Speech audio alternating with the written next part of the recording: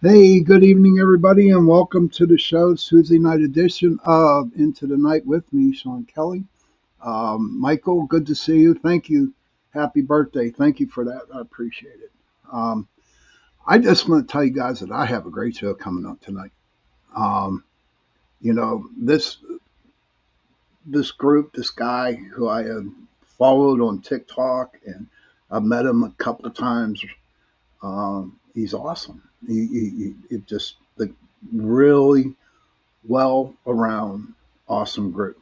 And but before I get them on the show tonight, I just want to thank UPRN Talk Radio 105.3 New Orleans, 107.7 Mississippi, and I also want to thank Carnation for sponsoring my show tonight, and also my Sunday night show that is from 8:10 to 9:10 p.m. on the same platform right here. Um, so how was everybody's week? Uh, I know for me, the weather's crazy. The weather is crazy. It's hotter than hell. I'm sweating like a pig, but you know what? It's not stopping me bringing my guests and my message to you guys for this 1 hour. Um, who knows what's coming down the future for everybody? I know that now it's getting warmer. There's getting to become a little bit more paranormal investigations by a lot of people, and I'm really looking forward to hearing everybody's story. If you want to be a guest on my show, please send a message to me on the Pittsburgh Paranormal Society Facebook page. Tonight's guest, um, his name is Sean Bowman. He is a lead investigator and owner of Bump in the Night Society, a paranormal team out of Pittsburgh, Pennsylvania. He helped form the group in 2020. He was previously one of the lead investigators, Celestial Oddities, Paraseekers. He is also the co-host of Exploring Your Society with fellow team members, Mickey Bowser. Sean hopes to someday be able to fulfill his dream of working in the paranormal field full time. Now, the Bump in the Night Society was established in 2020. The Bump in the Night Society was established and has since become Pittsburgh's leading authority on all matters that go bump in the night. Though a distinctive blend of scientific theories, which I want to, get more into the scientific theories with them, in-depth historical research, and comedic relief, the team has made a name for themselves in the realm of the paranormal. With a combined following of over 300,000 across all social platforms, the team intends to continue promoting their brand and exploring the unknown. And without further ado, want to welcome my guest tonight, Sean Bowman, and a fellow teammate of his, Randall Cole. Good evening, What's up, Sean? gentlemen. Thanks for having us. Hey, good Hello. to What's have up, man? you Thanks in. for having us. Oh, my gosh, I'm excited. I've been watching your stuff on TikTok and on YouTube and on your Facebook page, and being a paranormal investigator myself, I just watch how you perform your investigations, and what I see from you guys is a lot of professionalism when you do one. Hey, Sebastian, good to see you, buddy. What's up, And Sebastian? Hi, Sebastian. and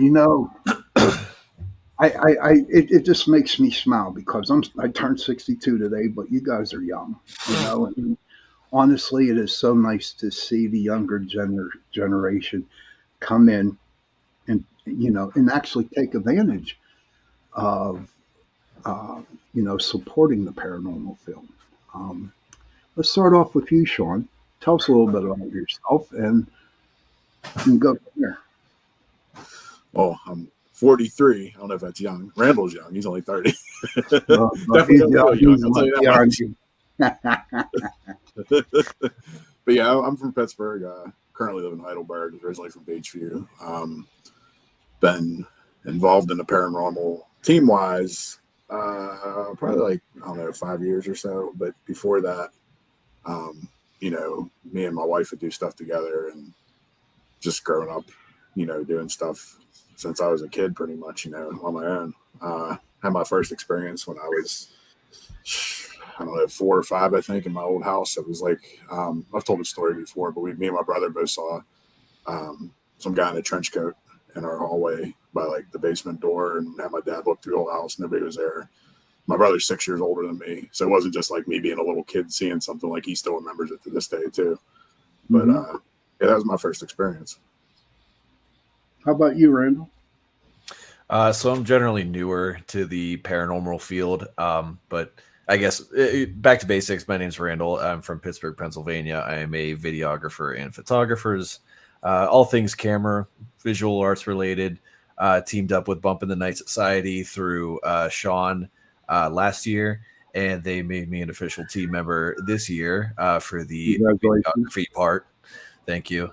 But yeah, as for like being in the field, I guess like 2020, I kind of got like a little more interested in it, started to do investigations on my own, and was actively looking for like somebody who is more serious about it. And I can't remember how I came across like you guys. I think somebody like recommended it to me, like to give you an email about like doing video. So I was like, okay, I'll give it a shot. And yeah, it's been a really. I think Troy originally told me to put out like an email about finding people for video. I think that's how I got a hold of you. I'm so happy that I that I took that email. That's for sure, because some of the places that we've gone have been really cool. I've created a lot of really cool content for YouTube. And yeah, I've always been interested in the paranormal. Ever since I was a kid, I've always been a big fan of, horror movies and, going in the woods and just, like, camping out with my friends and telling ghost stories. So, yeah, I was just kind of destined to be here. You know what? Everything happens for a reason. I believe that in my book. Everything I do too. And like I said at the beginning, you lucked out being with Sean's group, Honest to Pete. I agree. Now, oh yeah, absolutely. So, Randall, back to you. You said a little bit how you were interested in joining the paranormal field. What is your major goal? What is your major goal in the paranormal field? Do you understand what I'm talking about? I do. I guess really to just like enlighten people about it, because you think like the paranormal investigating is a relatively not new, but like the way that it's done now is relatively new, and I feel like a lot of people look at it still and they're just like, oh, I don't really know how I feel about it. There's all this stuff about this person faking evidence and like, whatever mega shows are out there doing that kind of stuff. But I think it really ties back into just eliminating skepticism and making people just think a little bit more about this kind of stuff, and realizing that, if you put yourself into it, it is real. And I'm living proof, Okay. How about you, Sean? What is your final outcome? What is your final thing you want to accomplish? I mean, like I said, kind of in the bio, I'd like to just do this full time. I'd have to work a 9 to 5. I like helping people out with home investigations and doing a lot of the big buildings and just like seeing what's out there. And I'm still probably the most skeptical person in our group, I would think, by a long shot. I know I've seen a lot of stuff, but I don't know. It seems like 9 times out of 10, you look back on it, you can, there's an explanation for it. So I guess I'm just kind of trying to like prove to myself too, that there is ghosts out there, I guess. Okay. Now, hey, Jeff, good to see you. Joe Fox, thanks, brother, for coming in. Sebastian, good to see you, buddy. Yeah, so how do you deal with skeptics? Whenever you get some decent evidence and you put it out there, how do you deal with your skeptics? It depends. We actually had a video that we just put out recently, well, in the last month or whatever, from Bain Library with a cat ball, and the cat ball started moving on its own. Yeah, and but we had a lot of criticism from that. Actually, people saying we were faking. I was like, I don't know how we're faking it, and like why we would fake it, you know. But Right. I mean, I pretty much for the most part will just ignore people like that. When Mhm. they start attacking me or my team, then maybe I'll get a little bit more defensive, I guess. Because there were some people that got kind of rude on there, and I was kind of a smart ass a little bit here and there, but for the most part, I try to just ignore that type of stuff. Now at the main library, I know I investigated that place in 2013, and Okay. we got a lot of evidence up in on the third floor. Do you know what I'm talking about? Yeah. Did you get where did you get some up there? Well, that was, yeah, that was. I think that was where we were at when the ball was rolling. I Right. actually wasn't in that room when that happened. Uh, like Jen and Mikey and Nick and Bree, I think were up there because me, Ken, and Sue were downstairs. But yeah, that happened up there, and then we had stuff pretty much throughout the whole night. Like on the what would be the second floor, I guess. We had a lot of stuff with flashlights and REM pods and stuff like that. And the REM pods we were using too were like, you know, like the more legit ones, the one that can't be, you know, triggered by Right. like walkie talkies or nothing like that. And we had those going off. So, yeah, Bane was a pretty cool experience. No, it was. I really enjoyed it down there. We did get a lot of stuff there up on the third floor and say it was just good. At that time, I had a TV show called Raw Paranormal. Well, I forget Paranormal Pittsburgh, something like that, and Mhm. we filmed down there, but I never got to get it on TV. But it was a lot of fun. How about you, Randall? What was the question again? I'm sorry. No, well, how do you deal with your skeptics? How people deal with? How do you Oh, deal with people telling you what you have there is not legit? I kind of just say, prove to me that it isn't real. Because that can really open up a conversation like, okay, why do you think that this isn't real? Like, do you think that it's falsified evidence, or are you just like skeptic for whatever personal reasons? And that kind of just gets a conversation going about it.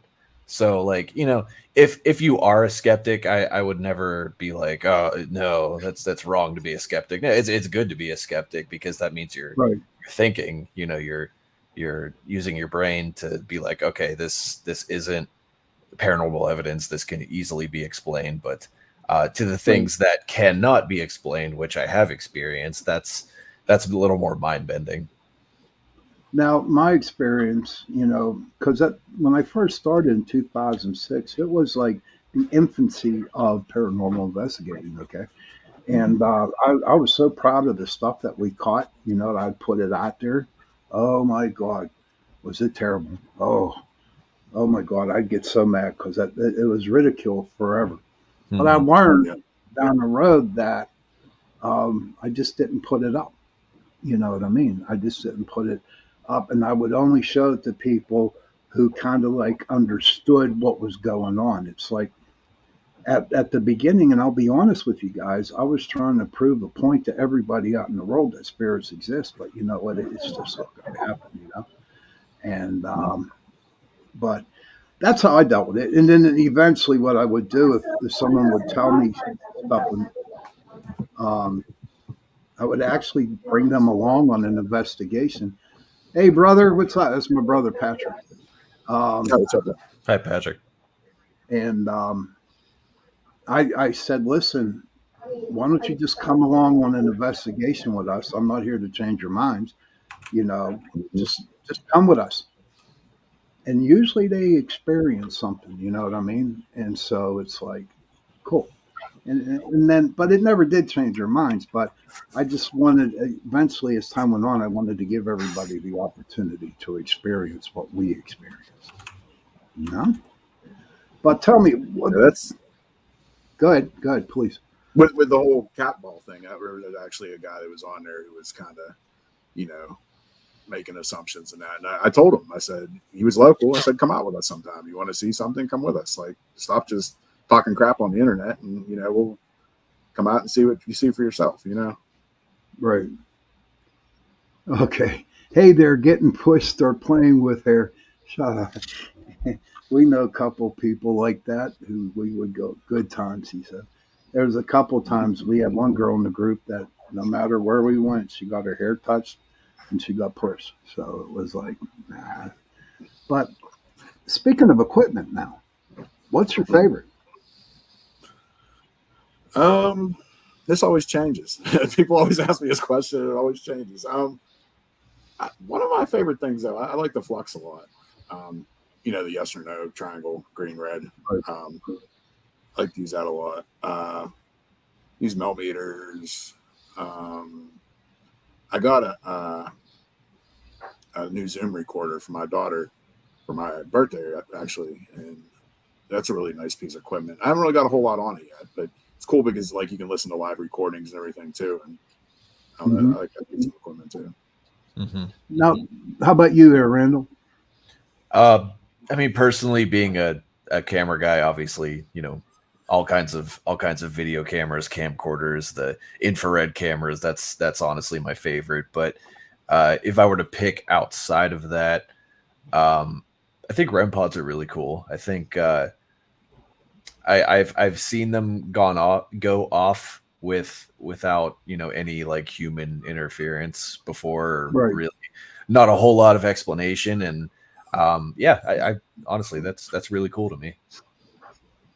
Okay, now here's the question I want to ask you, Randall. I don't know how many cameras you use during an investigation, but who sits in front of the video and watch all that video?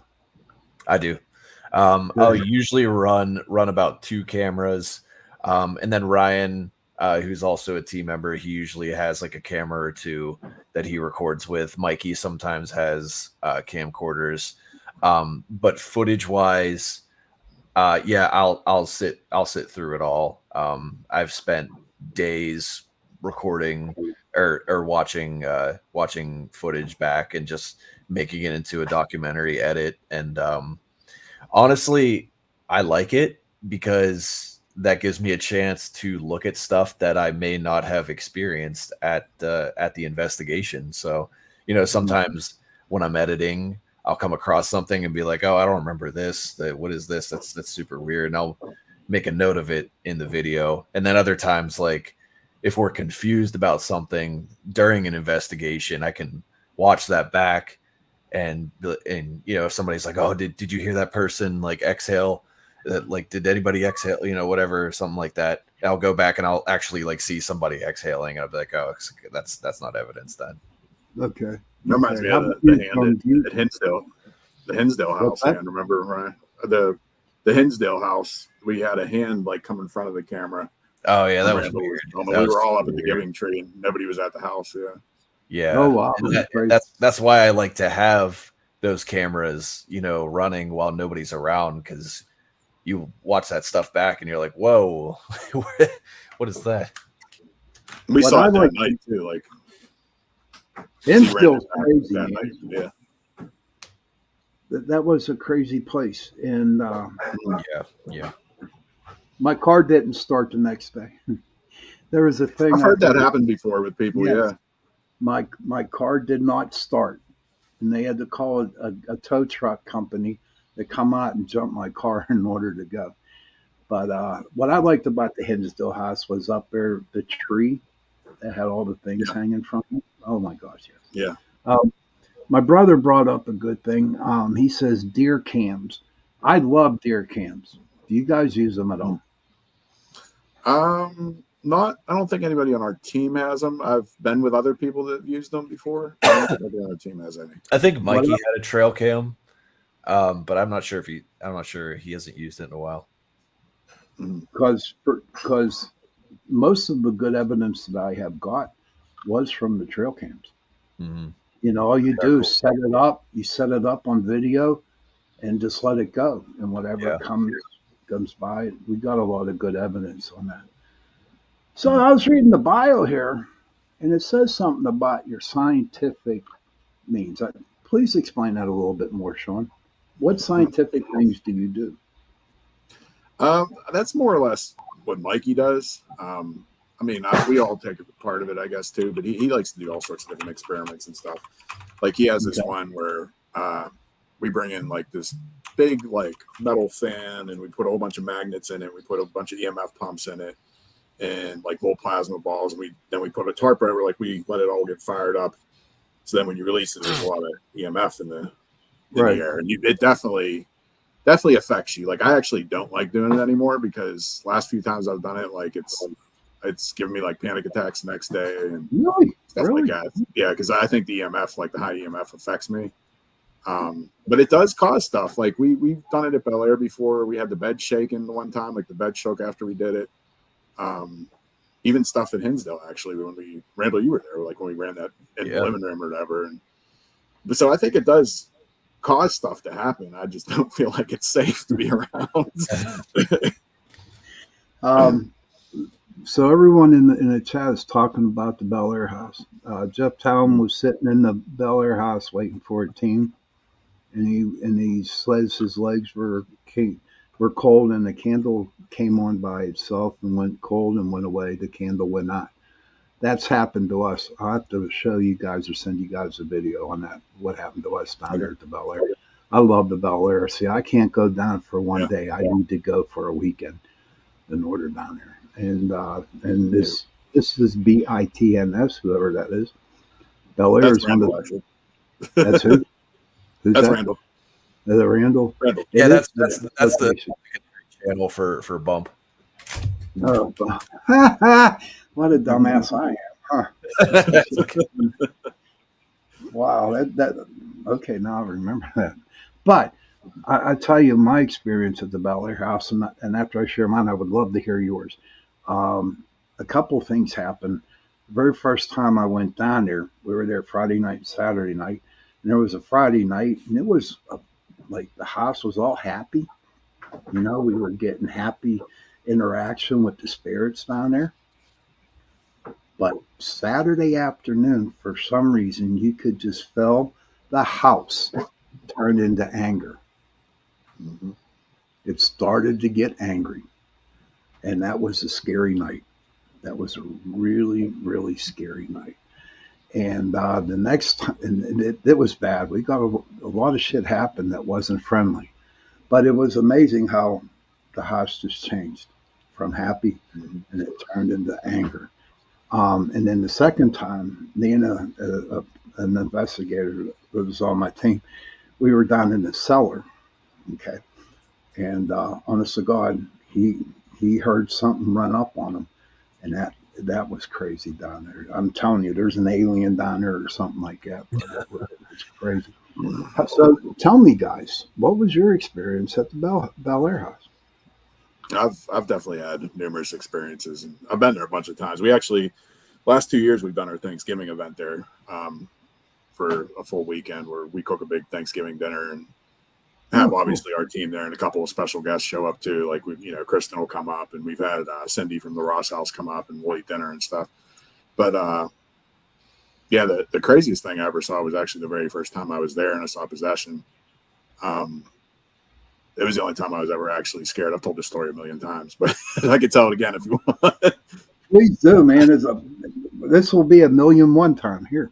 Please tell. Well, it was. This was when I was with the old team beforehand. Like Jen wasn't even part of the group at the time, and we were at the house in the living room doing an Estes on the ground.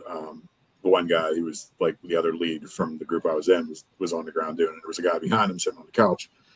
And as he's doing it, the guy on the couch started crying. And he wasn't part of our group, so I didn't really know that guy that well. He was like one of the guests of the other group. But we're like, his name was Eddie. I was like, Eddie, like, what's wrong? He won't answer me. And he keeps crying.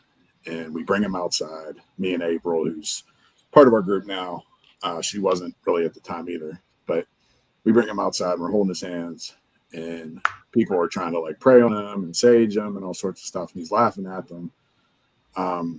He started like humming, I guess, like an old like slave type of song, like like a weight in the Okay. water or something like that, like something that was out of character that he wouldn't be doing. We eventually brought him back in. Garrett, the other guy from the other group, he's pretty deep in the occult. You probably know him, Frater Crow. He goes by actually. Yeah, it's Freddie right there. He's in the chat room. There he is. Oh, Yeah, call there's him, Frater right there. Yeah, so hey, he did. Ryan, good to see you, buddy. There's Ryan. He did like Yay. a ceremony in that, and you know, everything like started going crazy. Like the candles, talking about the candles, started flickering like, and then went completely out. The dude Eddie kept saying, "It's not a little girl. It's not a little girl." He said, "It's coming down the hallway. It's walking on the ceiling. Like we don't see anything. What's going on?" Right. And then behind him, me and April both heard "Get Out" from nowhere. So that was like, I think that was like my first like big experience at Bel Air.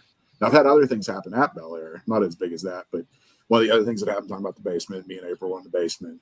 I think we were just doing like an EVP session or something, and pitch dark, middle of the night, and we could hear somebody in front of us breathing, like heavy, like chest breathing. You could hear somebody standing right in front of us breathing.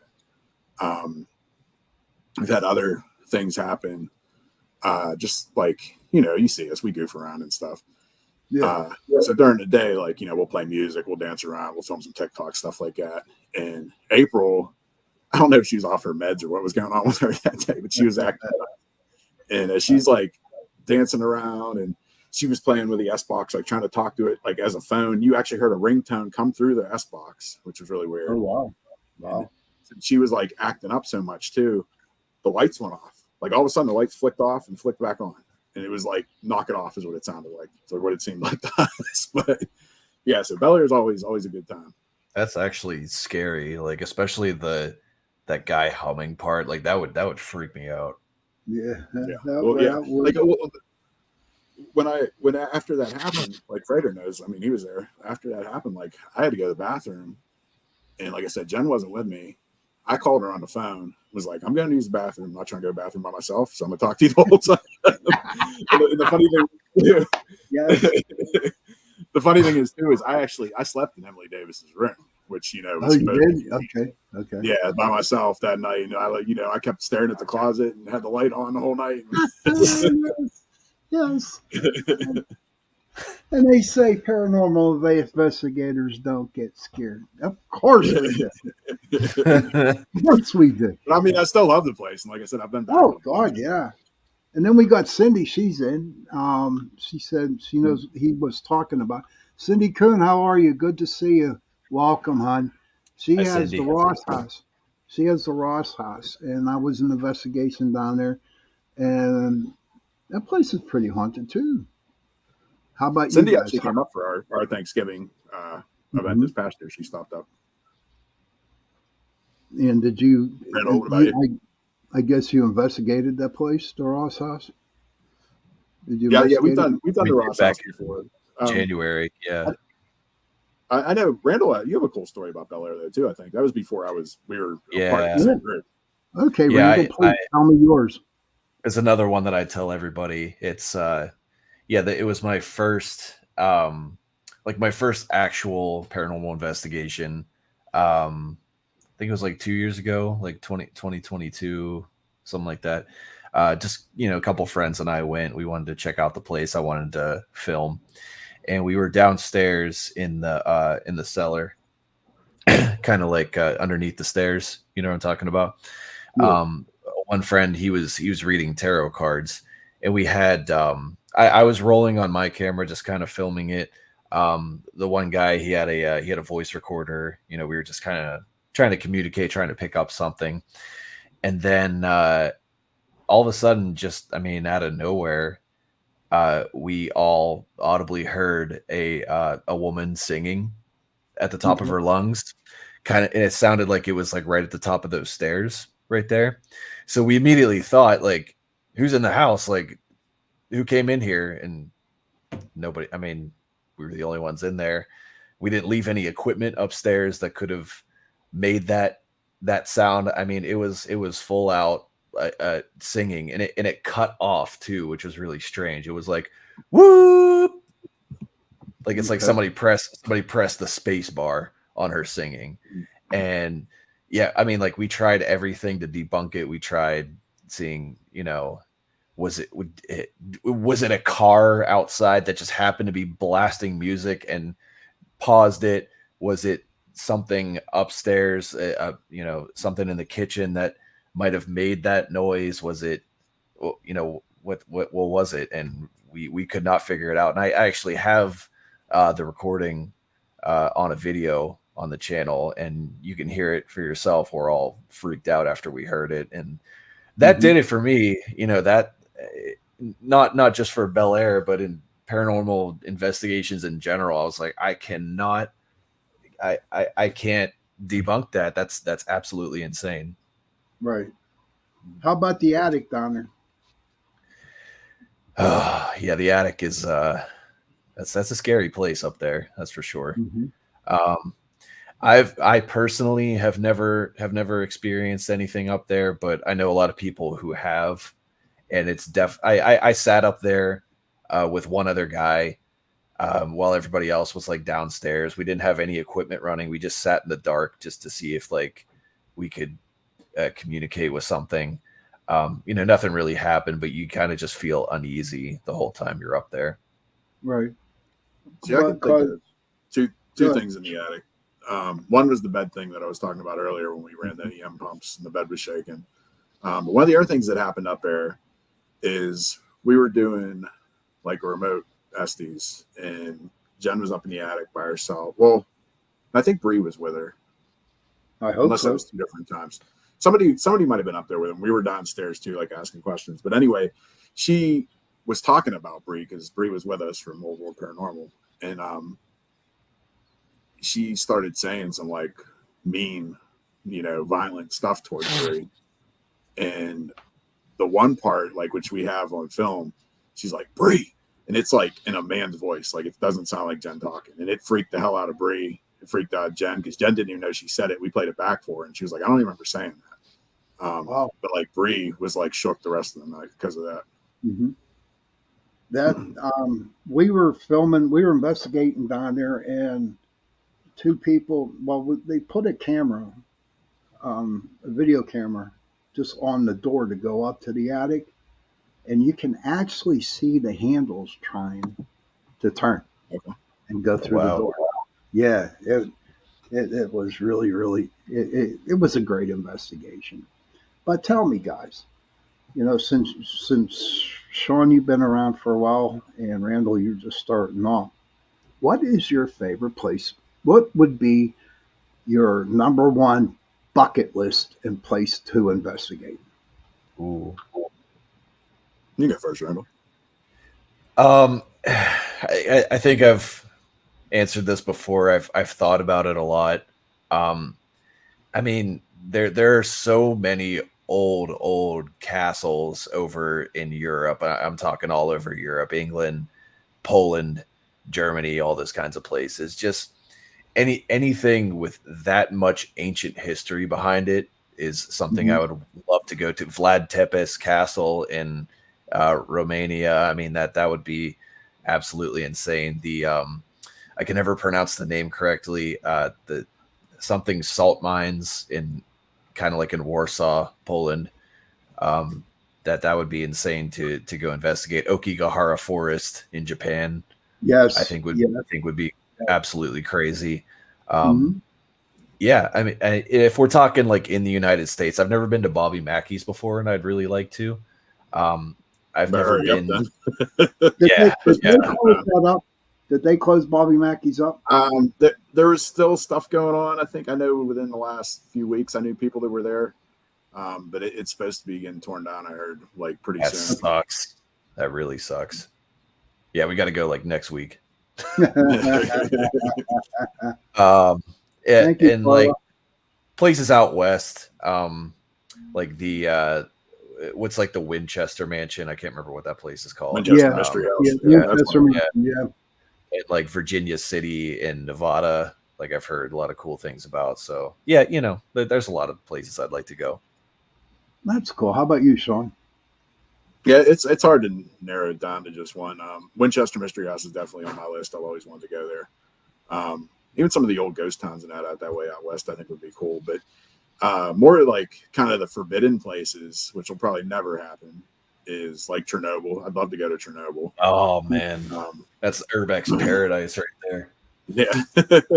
But another one Radioactive. that's kind of like out of the box, I guess, which is another one that'll never happen. But I've always wanted to go to like one of the like indigenous communities, the ones that are like afraid of that type of stuff and, have like Right. supposedly spirits and stuff. But, I don't Mhm. think that would ever be possible. Never, ever, ever say it'd be Yeah. impossible. All you got to do is send an email and see what they have to say. Carla, thank you very much for the birthday wish. River, good to see you. Thank you for coming on. That's my buddy River Rose, and she's really cool. She's really a nice person. Um, Awesome. to me, anywhere. I mean, I'm going to tell you my feelings, and I'm going to ask your feelings about it. I really have a hard time watching the paranormal shows. Okay, I really do, and that's from the beginning. And I would like to get your input on it. I guess I'll go first this time. um, I like a lot of the paranormal shows. I know like Ghost Adventures and Zach Bagans and all that takes a lot of shit from everybody. No one likes him, this and that, everything else. But I mean, honestly, like, I was watching season 1 back in the day. I owned the DVDs. Like, I can't like knock the guy because I mean, he's part of the reason I started watching this stuff. Right. Is he a little bit outrageous these days? For sure. But I mean, it's entertainment. I still watch the shows. And I watch Ghost Hunters. I watch Paranormal State. A lot of the older ones. I'm not really big on a lot of the demon YouTube people these days. Right. But yeah, like I said, Ghost Adventures and Paranormal State were probably my 2 favorite shows back when they first started. How about you, Yeah. Randy? I would have to agree with Sean. I do enjoy watching them. I always like to find like new things, and I grew up on Ghost Adventures. That's the kind of thing that got me excited. Like, oh, people actually like do this. That's really cool. But I'm always open to exploring, the different YouTube channels. That's where you'll find like most of the content. But I guess what I really appreciate more than anything is the people who don't. Who are really in it to investigate. They're not just looking for views, and you can easily tell by watching channels. I definitely am more appreciative of coming away with no evidence, but still going to a cool location, still giving it a Right. try, than Yeah. the potential like oh yeah, this crazy thing happened. It's like, you guys fake that easily, like I don't respect that at all. Let me see. Cindy says, and Cindy's right. She thinks the producers force them to Yeah. dramatize, and they do, Cindy. Oh yes, Yeah. yes, and they're not there one night. They spend at least a good 3-4 nights there in order I to get think it.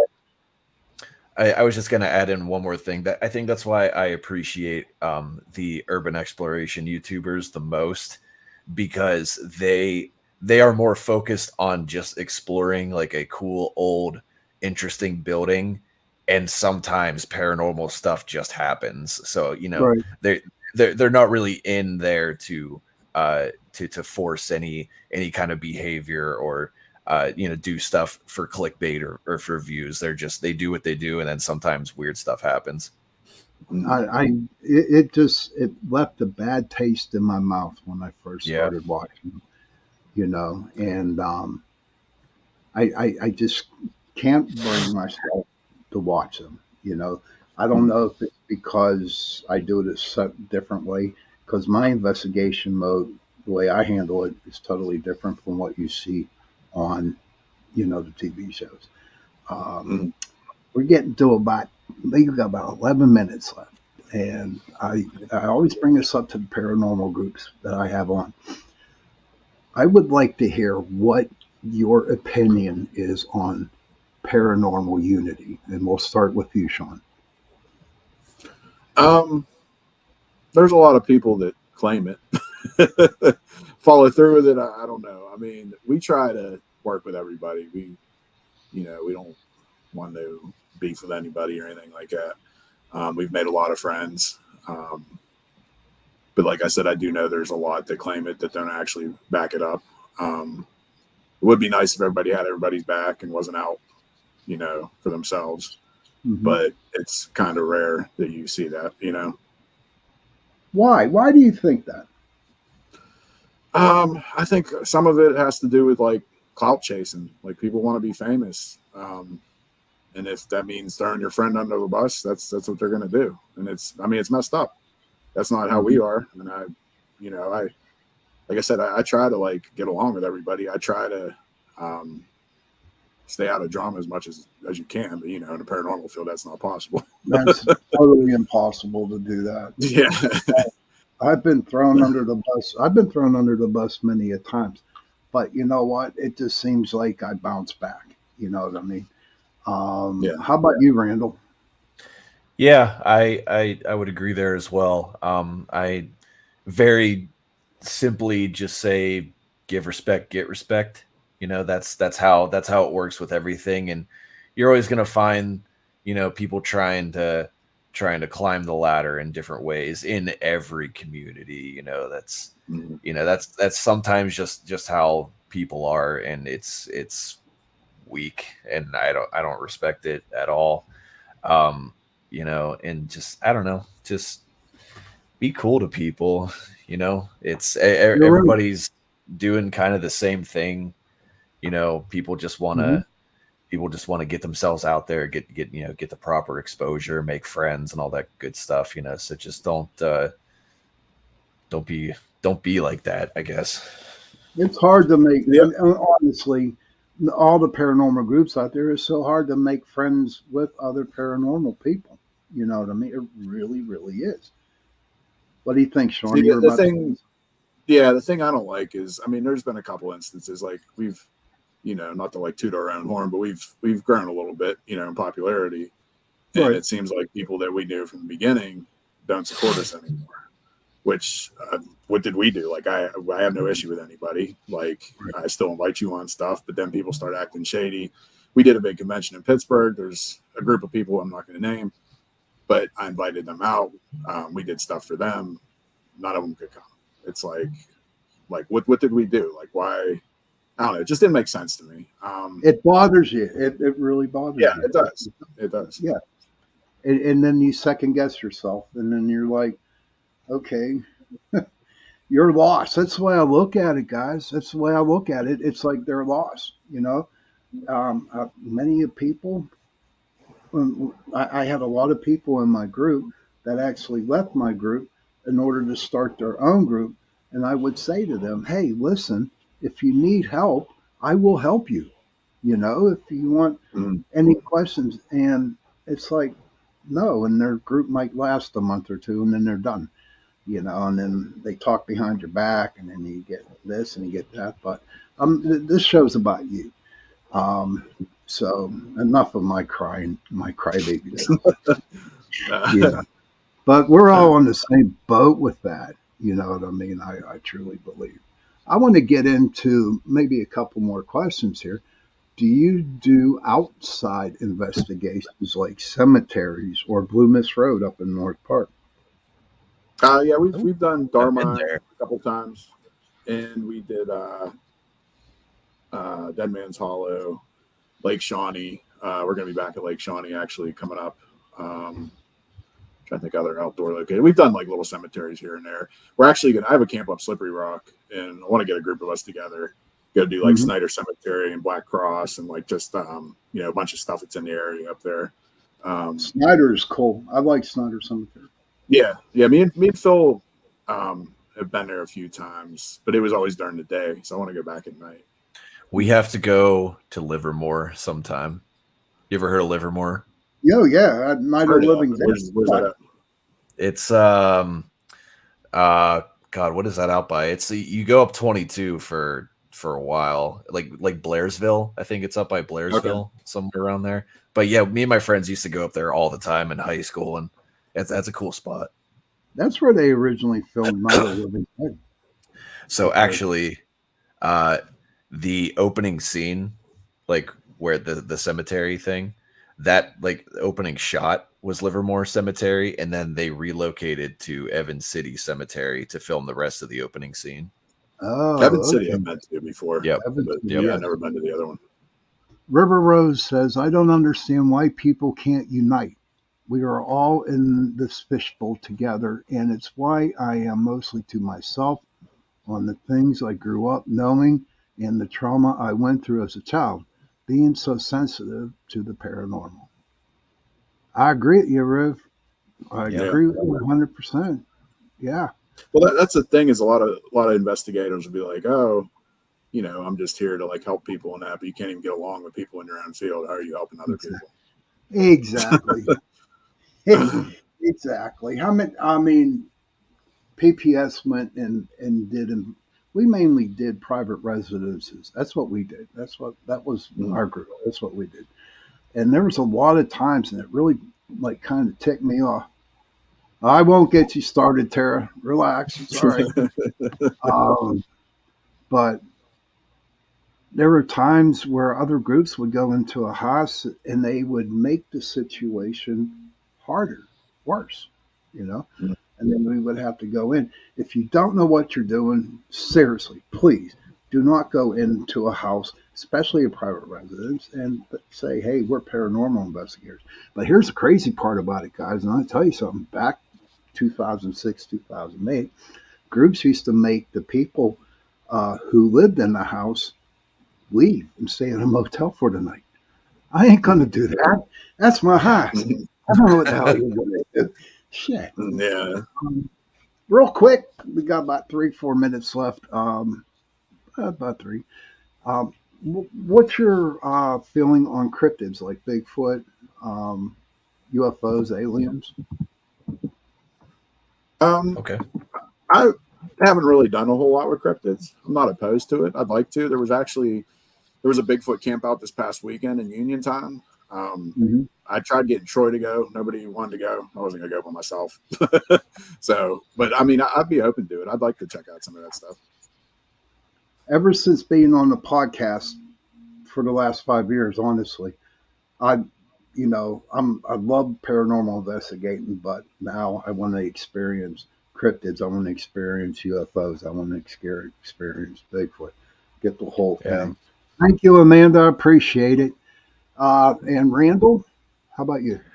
I think all that stuff is really, really cool. And I definitely believe in aliens. I mean, that's a whole nother show topic to get into, but I've always really wanted to go to that UFO convention in Kecksburg. You ever hear of that one before? Yes. Yes. Where they believe that they found a UFO, a downed UFO. I've always really wanted to go to that. There's actually a huge like UFO Bigfoot like cryptid community in Pennsylvania that I wasn't even aware of. Oh my And God, yeah, it's huge. I want to get more into it. I think that stuff is really cool. Down in West Virginia too. Yeah, for sure. But no, I definitely do want to get it. Right now, my life isn't good. I mean, right now I'm too busy with other things. So eventually, I get to retire in 3 more years, guys, and then Nice. I can do what I want to do. But on the final, I'm going to ask you this final question.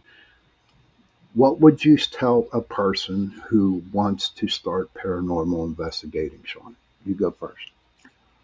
I mean, I guess you can always start just doing local cheap stuff. Go to a cemetery or some of the known, like I said, like a Darmine or Dead Man's Hollow, one of those type of places that's free to go to.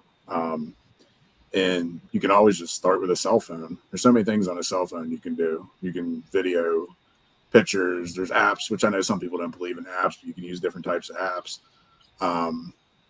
If you have a cell phone, you can pretty much start. Oh yeah. Obviously, some of the more expensive equipment would take a little bit of time, but if you're just starting off, it's probably the easiest way, I'd say. And how about you, Randall?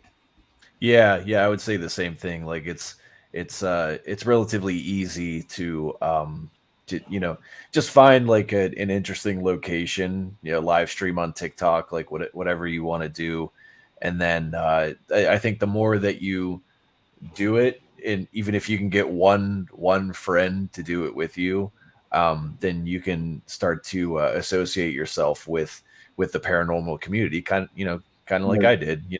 I didn't know anybody who was into paranormal stuff. I was just like, I'm the only one I know. And then when you just start to get people interested in it, you find more people, and then you find yourself in a community. So yeah. I think one of the Okay. easiest ways too to like link up with teams is go to a lot of the conventions, because that's where you meet Yeah. a lot of Yes. people. Yeah. Yes, I agree. How can people get a hold of your group, Sean? Well, we're on all social media, TikTok being our biggest, YouTube, Facebook, Instagram, Threads, X. We're even on Snapchat, even though I never use it. Also, if anybody, we have a couple publics coming up. We have one at Grand Midway Hotel, and we have one at Old College Hill Hospital. If anybody needs tickets, it's Bumping the Night Society at yahoo.com. Just email me. I can tell you how to get tickets. They're both pretty cool locations. We're always doing publics. So, yeah. Thank Gentlemen, thank you for coming. I would like to bring you back on in a couple months and see where you guys are For up to sure. date. Thank you, Uh, Sean. Thank you. I Yeah, thank you. appreciate it Happy very birthday, much. Sean. Yeah. Happy Thanks, birthday. buddy. Yeah. Thank you. Children, if you can, please go to your parents and give them a hug and tell them that you love them. And Mhm. parents, please go to your children and give them a hug and tell them that you love them. And if you don't have no parents, if you have no children, please find somebody and give them a hug and tell them that you love them. And on that note, good night, everybody. And we shall see you this Sunday coming up. Good night. Good night.